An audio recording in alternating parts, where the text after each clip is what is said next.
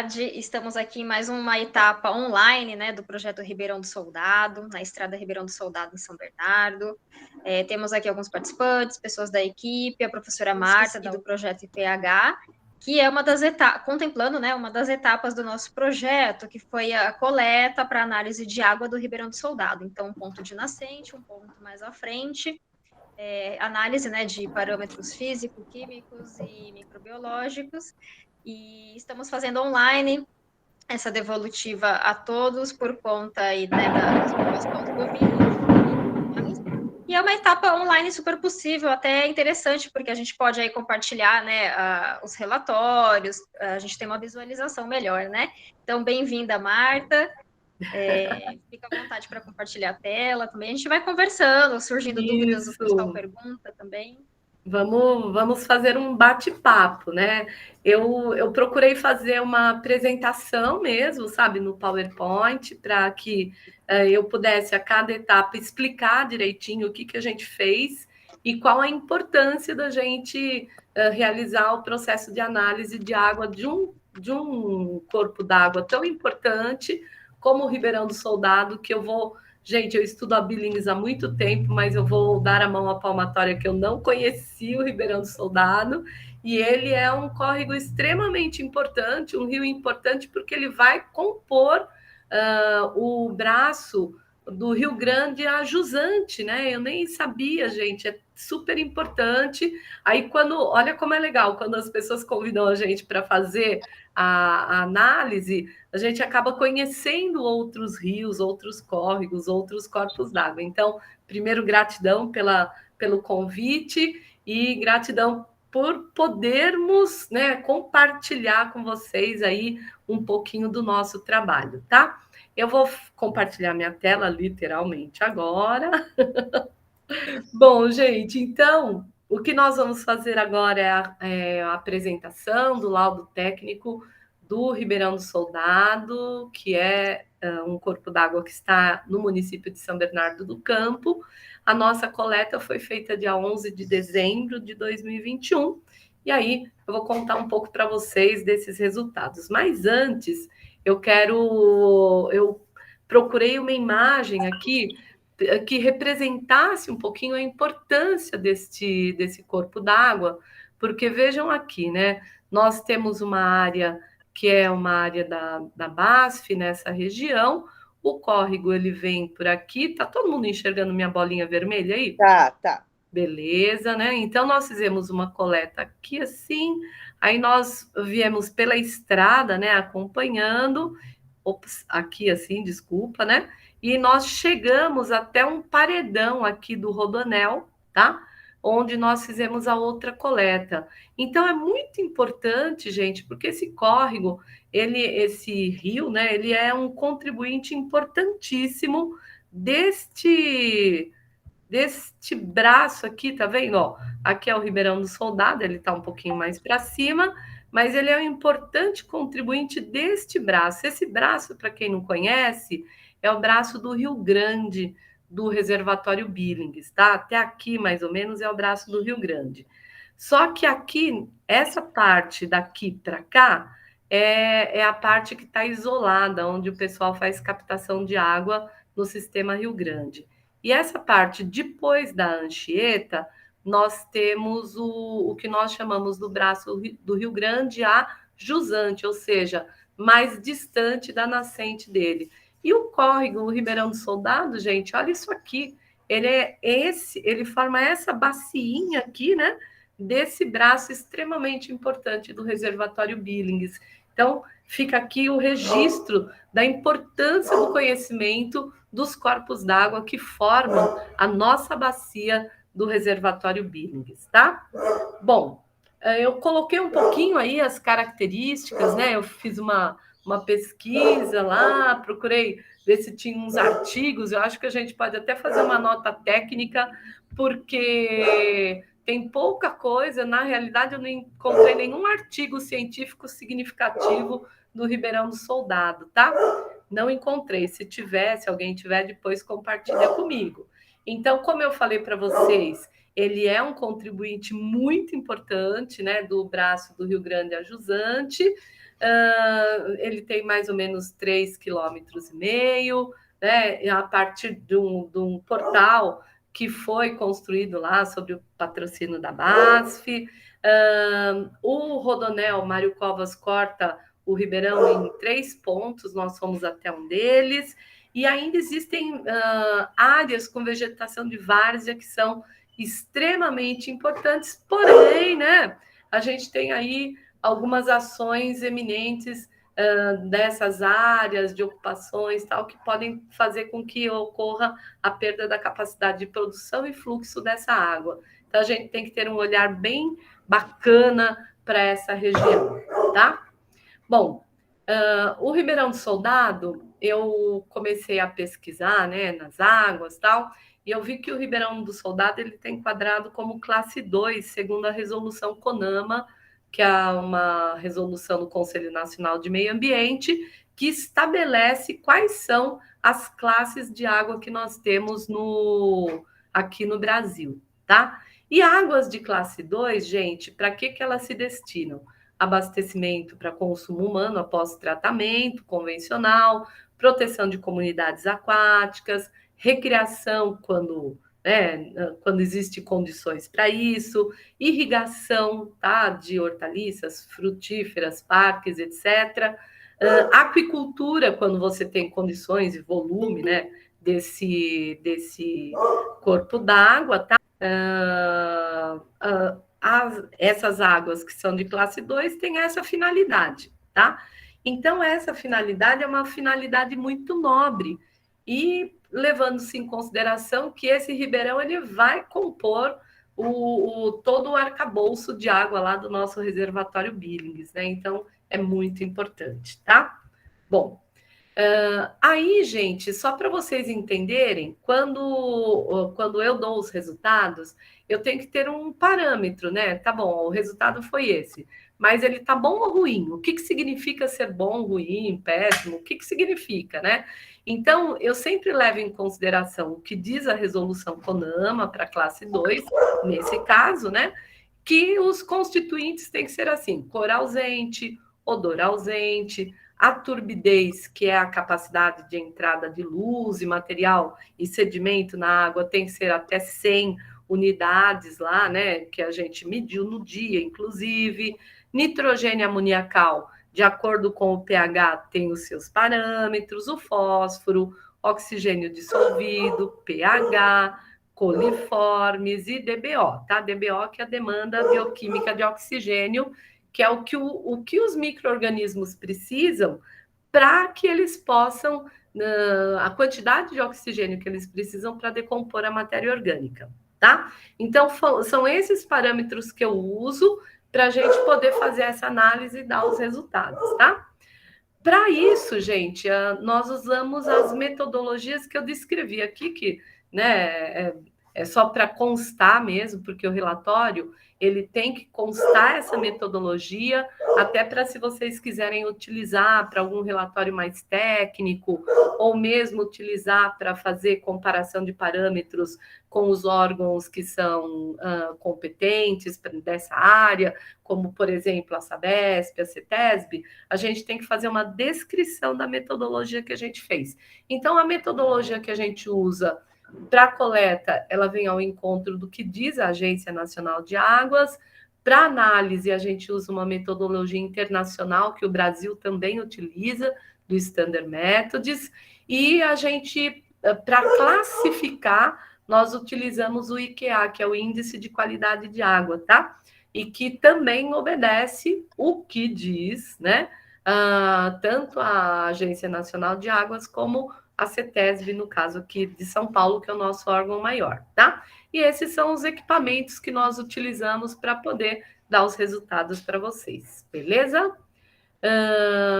Quais foram os destaques, né, que eu fiz questão de falar um pouquinho aqui para vocês? O ponto 1, a gente chama que a gente tem que ter um código, né? Então a gente chama de RS1, que é próximo da Fundação Espaço Eco, tá? O ponto 2 era um lugar próximo ao talude do Rodoanel, até que a gente desceu, né, aquele talude pelas laterais para a gente poder chegar. O ponto 1 se mostrou mais comprometido, tá? Porque nós tínhamos assim uma quantidade de material e sedimento muito grande e nós estávamos com uma lâmina d'água muito, muito pequena, né? Não deu nem praticamente 50 centímetros de profundidade, tá? E nós tivemos grande presença de ferrobactérias, que são bactérias que utilizam o ferro da água para elas poderem se proliferar. Aí, por conta disso, eu estou analisando o ferro agora, que ainda não saiu o resultado, tá? Mas eu vou passar para vocês depois, para ver qual é o índice de ferro que a gente tem naquelas águas, que eu achei interessante aquela grande presença dessas ferrobactérias. O ponto 2, ele já estava menos comprometido, porque a água toda ela passava por um vale, que era o vale, né, do Ribeirão Soldado, até uma das meninas que estava com a gente, ela nos disse que quando ela era mais nova, né, mas quando ela era criança, ela usava que ela tinha o rio vinha até próximo de onde nós estávamos, né? Eu achei bem legal aquilo, essa história. E como passa por um monte de vegetação e que é vegetação de várzea, acabou que esse ponto teve um resultado melhor do que o ponto 1, tá? Então esse é o ponto 1. Aqui, gente, o que vocês estão vendo aqui ao fundo, tá vendo que parece uma coisa brilhante? Isso daqui é a ação das ferrobactérias, tá? Ó, tá vendo aqui? Nós coletamos água nesse local aqui, por isso que a turbidez foi bem alta, né? Porque tinha muito sedimento, e é interessante porque isso que parece um óleo em cima, na realidade não é óleo, é mesmo a ferrobactéria que eu estava desconfiada e que depois no laboratório eu vi que elas cresceram, tá? Marta, uma pergunta. Essas ferrobactérias, ok, tem esse ferro aí em grande quantidade, por isso elas proliferam, mas elas causam algum prejuízo à saúde do ambiente, à nossa Não, saúde? não. Não, né? É só uma coisa interessante. Tá vendo? Ó, esse é o meio de cultura e essas bolinhas que vocês estão vendo aqui, tá? São essas ferrobactérias. É porque elas pegam o ferro que tem na água e transformam e metabolizam e elas dão esse aspecto de óleo em cima da água, mas na placa de meio de cultura ela fica desse jeitão, tá? Mas não ocasiona nenhum problema para o ambiente e nem para É a uma coisa pessoa que natural. tiver em contato com ela. Oi? Então, isso é uma forma natural mesmo, né? Uhum.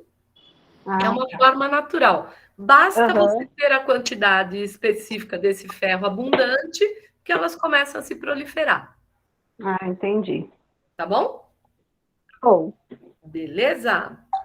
Bom, o ponto 2, como eu falei para vocês, né? Essa foto foi uma foto que eu tirei ali de cima do talude e toda essa área que vocês estão vendo aqui, ó, onde está minha bolinha vermelha, é a área de várzea desse rio, tá vendo? Essa vegetação é uma vegetação de várzea. Então a gente sabe que a água está passando por aqui e toda essa vegetação ela acaba fazendo uma filtragem dessa água. É interessante isso, sabe, gente? Eu achei maravilhoso, né? E quando a gente olhava assim esse vale, você fala assim, poxa, né? A gente podia ter mais, o rio ser mais caudaloso que a gente conseguiria assisti-lo aqui. Bom, esse foi o ponto 2, né? Tem uma. Para quem estava lá com a gente viu, né? Mas é essa como se fosse uma galeria mesmo, e que a água estava passando aqui embaixo, tá vendo? Também rasinha, né? Mas a água geladinha e a água bem limpinha que estava passando aqui por baixo. E na realidade, gente, o ponto 2 é o ponto que teve melhores resultados das análises, tá? Bom, agora vamos lá. O que eu analisei, gente, só para vocês saberem? Né, os fatores físicos, temperatura, turbidez e batimetria, que é a profundidade, os químicos, né, oxigênio, nitrogênio, amônia, fósforo e DBO. Eu não fiz sulfeto, porque eu até fiz, mas não tinha lá. os organolépticos, né, que é o cheiro, a cor, os socioambientais, se tinha, o que, que tem perto, se é mata, se é casa, se é tubulações, viadutos, se tinha lixo, os microbiológicos, então, que são coliformes totais, fecais e o clima, né? Então, vamos lá, gente, para os resultados, né, que todo mundo deve estar curioso. Então, vamos lá. Bom, primeiro que a gente faz o índice de qualidade de água, a gente fecha com esses parâmetros, são mais ou menos 20, são mais ou menos não, né? São 22 parâmetros, e que a gente fechou na seguinte conclusão. O ponto 2 tem o IQA bom, isso, gente, é um resultado maravilhoso para um córrego, um corpo d'água que está em área, né, que é meio rural, meio urbana, assim, mas é um resultado muito significativo. E esse resultado mostra o quanto aquela vegetação que a gente viu na imagem, ela influencia positivamente na qualidade dessa água, tá? Infelizmente, o resultado do segundo ponto é regular, porque a gente teve uma contaminação por outras bactérias que não só a ferrobactéria, e nós tivemos também a DBO e outros parâmetros em bastante desconformidade, tá bom? Então, mas de qualquer maneira, né, esse córrego está contribuindo positivamente para o braço do Rio Grande a jusante do reservatório Billings. Porque, ó, mesmo que o ponto 1 esteja regular, quando ele chega no ponto 2, ele tá bom. Entendem? Então, isso é uma coisa muito importante para a gente falar, que esse córrego está contribuindo positivamente para o corpo d'água lá para o reservatório Billings, que é tão importante, né? Certo. A Augustina tem uma pergunta. Claro, pode falar. Gente, Marta, acho que eu entendi errado a colocação, a última colocação que você fez. Eu anotei até aqui que o ponto 2, pelo que você havia explicado, foi melhor avaliado. Isso. E agora ele teve resultado regular? Não, é o primeiro, aqui, né? Ó, tá vendo? É que eu ponho o bom primeiro e depois o regular. Mas tá vendo? Tá. RS2, tá? O ponto 2 é bom e o ponto 1 é regular. Que é o da ferrobactérias lá perto da fundação. Isso. Tá. Então é igual você havia falado no primeiro. Isso mesmo. Tá vendo? Tá bem, então. Sempre se liga por esse indicador aqui embaixo, tá vendo? RS1, tá, que ótimo. É o ponto 1. RS2, que é o ponto 2. Então, o ponto 2 tá bom? E o ponto 1 tá regular, tá bom? Beleza? Tá. Beleza, entendi. Diana tem uma pergunta? Tá. A minha pergunta é praticamente o que a Agostina perguntou, acabou de falar. Então, deu para entender que o ponto 1, que é onde fica na Fundação Espaço Eco, ele está tendo mais interferência do que pelo caminho pelo corpo d'água que está indo sentido a Billings. Exatamente, é bem isso mesmo. E nesse caso, por exemplo, quando a gente encontra esse tipo de interferência, é preciso fazer mais algum estudo para averiguar essa questão de interferência, se é alguma questão de esgoto? Ou... Isso. Tanto que agora, no final, né, do relatório, eu coloco a importância da gente fazer outras análises, né, certo, em outros períodos do ano, para a gente poder ter esse resultado mais efetivo. Esse resultado. Entendi. Tá certo. Tá? Obrigada. Nada. Com as chuvas que vieram, né, Marta? As chuvas fortes em dezembro, janeiro. Agora, gente, seria assim um período lindo para a gente fazer coleta lá, entendeu? Porque veio muita chuva, até para a gente ter noção de como que tá a quantidade de água disponível, sabe? Seria bem legal. Então, como você falou que agora veio a época de chuvas, né? E a chuva, no meu entender, ela funciona, as águas da chuva funcionam em certos locais como uma limpeza, né? Isso. Ela vem limpando. Então, talvez hoje, se fosse analisado, né, nos dias de hoje, teríamos outras outros resultados. Outros resultados e positivos, né, Marta? Com certeza, Agostina, isso realmente pode acontecer, tá? Por isso que a gente fala da importância da gente seguir o rio durante um tempo, né? No mínimo, assim, que a gente entenda o rio no período de seca e entenda o rio no período de chuva. Entenda o rio no período de calor e entenda o rio no período de frio.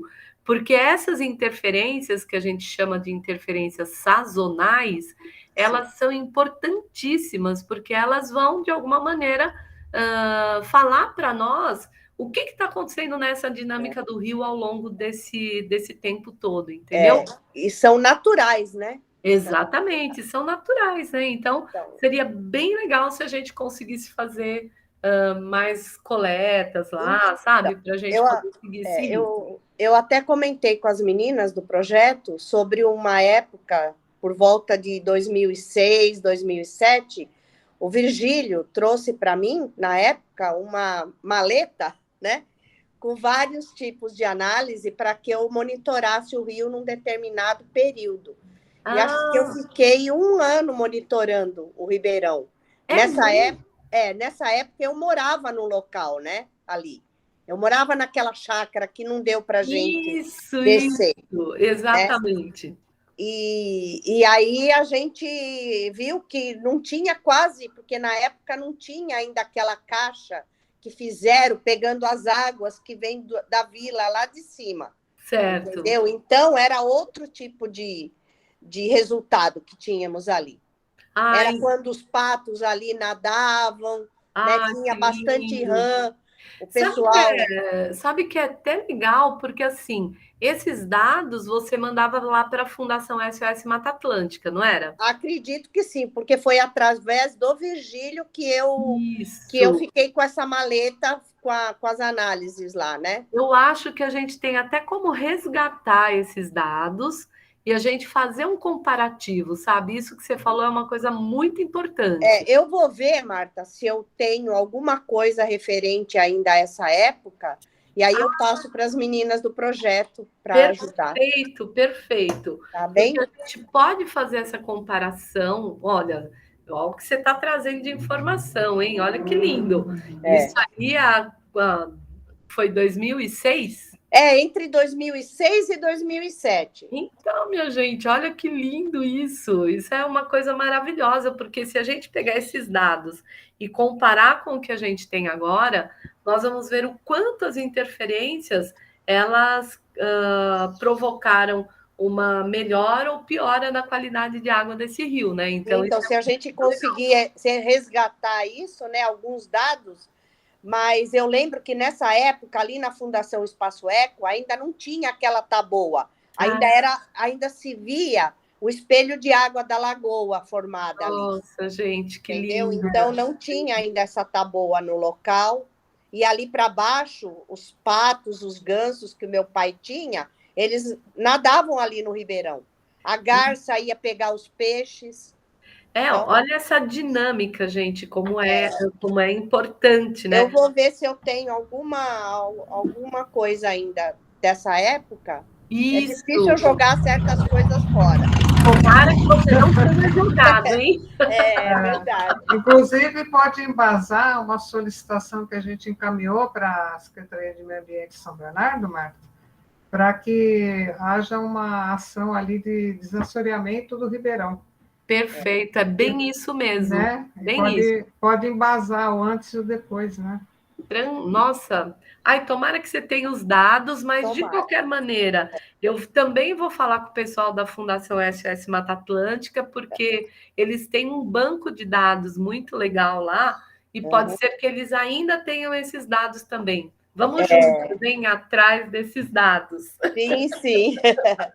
Então, e sem contar que o Ribeirão do Soldado, ele passa dentro da reserva Souvenir, que foi determinada esse ano agora, até com prêmio e tudo, que a BASF tem a reserva Souvenir.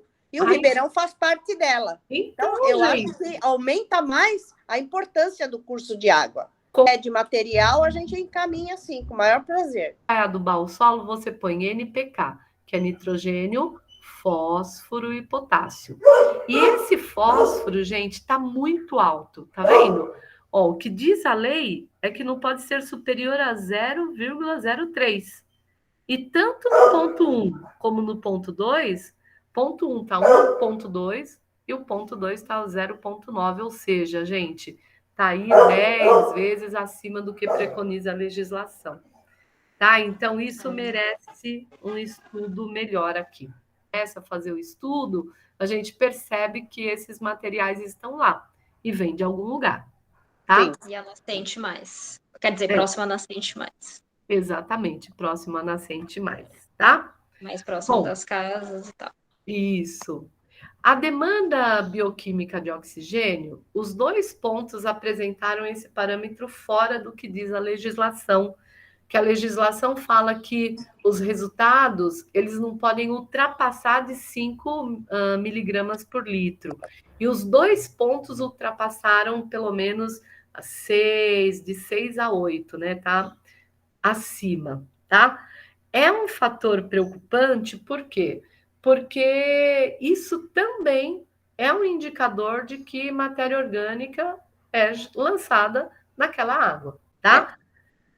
Então não tem como esconder, tá? E aí uma outra coisa que não tem como esconder são aqui minhas bactérias, gente.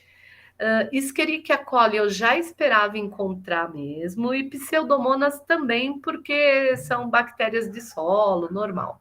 E a Escherichia coli pode ser de pequenos animais, né? Não necessariamente humana, tá? O grande problema é que eu encontrei essas outras 2 aqui, tá vendo? Salmonella e Shigella. E essas 2, gente, são bactérias patogênicas, né? E eu encontrei, na realidade, umas colônias bem pequenininhas no ponto 2 e umas colônias maiores no ponto 1, tá? Então, isso me preocupou, né? Porque a ferrobactéria não tem problema nenhum, mas a salmonella e a shigella, depende da espécie, elas são problemáticas para a saúde das pessoas, tá? E aí, só para vocês conhecerem um pouquinho, né? A gente tira foto das bactérias aqui. Essa daqui é a Escherichia coli, essa daqui é a Shigella, tá vendo? Ó? A Salmonella, que tem esses pontinhos pretos, e a Pseudomonas, porque eu uso vários meios de cultura diferentes para a gente poder mostrar os resultados, né? Que são meios de cultura seletivos, tá? E aí, né, aqui para vocês verem, né? Tem aqui o ponto 1 e ponto 2, a presença, tá vendo, ó? Ponto 1 e ponto 2, a presença delas aqui, né, de Escherichia e de Shigella e Salmonella, tá? Aí eu uso esses outros meios de cultura aqui, que é um meio que a gente chama de Rugai, e ele dá também para nós. Eu fiz confirmação com 4 meios de cultura diferentes, tá? Então, isso eu posso garantir para vocês que essas bactérias estão lá e que a gente tem uma contaminação por esgoto doméstico não tratado. Era assim, né, que eu queria realmente ter certeza para poder contar para vocês, tá? Então, a gente fotografa tudo que tem no laboratório, toda vez que a gente faz, a gente fotografa. Tem, né, nas fotos a gente tem a indicação, né, óbvio, tá vendo? Vocês estão vendo aqui a indicação dos pontos, para ter certeza que são eles mesmo, né? Para a gente poder dar os resultados, tá? Como conclusão, gente, existem alguns parâmetros que estão em desconformidade com a nossa legislação atual. Os IKEA, né, segundo o IKEA, pontos ótimos, né, como pontos ótimos não tiveram, infelizmente, tá? Nós tivemos só bom e regular, isso é uma coisa boa, né, pelo menos um ponto bom. Aí eu falo aqui, que é o que vocês acabaram de falar para mim, é necessário que a gente faça outras coletas para a gente poder ter efetividade nesse acompanhamento dos resultados, considerando sazonalidade, né, que são esses períodos. Para mim, a preocupação é a presença desses micro-organismos causadores de doença, e aquele fósforo altíssimo, né? Que isso está entrando na Billings, contribuindo lá com o aumento de fósforo do reservatório. E que ainda eu estou em análise com alguns metais para depois passar para vocês. Legal, porque sempre a gente começa, né, os trabalhos contando a história, contando o que aconteceu, entendeu? Para depois a gente poder, né, dar o resultado, tal. Acho que cabe aqui, gente, também da equipe, a gente fez uma análise, Marta, a fundação, né, Santo André, com a professora Márcia, a Priscila e algumas alunas, fizeram análise da água, a gente chamou de terrestre, né, de canos saindo de algumas paredes, de poças d'água na estrada, e aí elas vão fazer dos poços de 16 casas, né, mais para frente. E aí os resultados, aí depois a gente bate aí também, se for fazer nota técnica e tudo mais, né, os seus alunos e tal. Aí, nesta água terrestre, né, que a gente chamou de micro-organismos, só micro-organismos, fungos, protozoários naturais, assim, né? Porque a parte terrestre, como a gente chamou, tem bons resultados, assim, né? Então, a gente tá torcendo que legal, aí, hein, né? Carol, que fizeram. Ai, que show! Sim. Porque a gente pode fazer bem isso mesmo, bater os resultados, compor resultados, né? Eu acho que isso é importante, tá? Porque, gente, é isso que a gente da sociedade civil precisa para que nós possamos ter esses instrumentos para a gente discutir com o poder público, né? Para a gente ir, por que eu estou pedindo isso?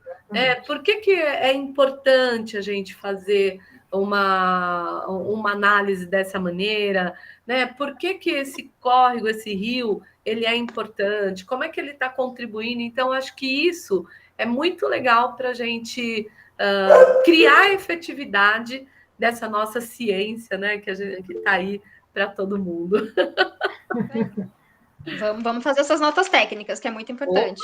Com certeza, né? Esse estudo é o que eu sempre falo para os meus alunos lá no laboratório. Eu falo, gente, nós temos que ter muita seriedade no trabalho aqui, porque esses estudos eles vão para as mãos da sociedade civil e às vezes é o único meio que a gente tem de fazer um contraponto. Né? Pessoal, então vamos finalizando aqui o nosso encontro super, super informativo, com muito conhecimento, né? Muitos parâmetros para a gente estar entendendo, legislação. Então, a gente fica aí com esses resultados, né? Esperamos que as chuvas realmente, em próximas análises, tragam resultados aí na nascente mais positivos, mas, né? Estamos aí pensando formas mais efetivas, então, de parcerias com o poder público, com as universidades, né, a Fundação, a USCS, o Projeto PH, a Reserva Souvenir da Fundação Espaço Eco. Então, nós ficamos por aqui, agradecendo, então, a professora Marta e o projeto. Obrigada, e imagina. Também a gente super agradece, só assim que as coisas se tornam possíveis, né, por meio das parcerias. Exatamente. E estamos aí, então vamos efetivar aí da forma que a gente conseguir também por notas técnicas, né, artigo, enfim, vamos verificando aí TCCs. E ficamos por aqui, então, uma boa tarde a todos e qualquer coisa, acompanhem aí Colmeia e o Projeto PH.